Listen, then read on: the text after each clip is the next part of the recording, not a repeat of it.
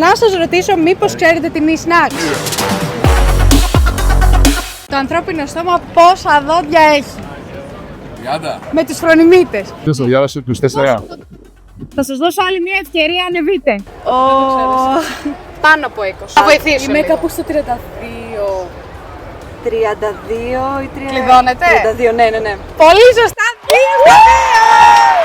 Τα μότσι, τα γλυκά τα ξέρετε. Θέλω να μου πείτε από τι είναι φτιαγμένο κυρίως. Από ρύζι ή αλεύρι σταριού?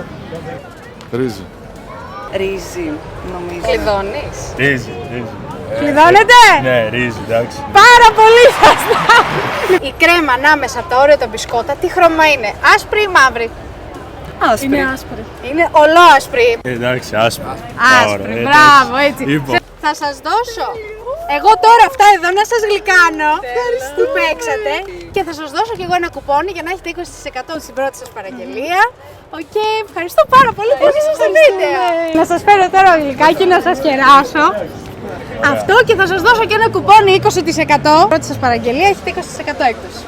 Ευχαριστώ πάρα πολύ που ήσασταν στο βίντεο. 3 στα 3 κερδίσατε. Από τα δύο σας αρέσει πιο πολύ? Να σου πω αυτό. Τέλεια! Και θα σας δώσω και κουπόνι για 20% έκπτωση άμα παραγγείλετε από το site μας. Τέλεια. Ευχαριστώ πάρα πολύ Και που εγώ. ήσασταν Να στο είστε βίντεο. καλά.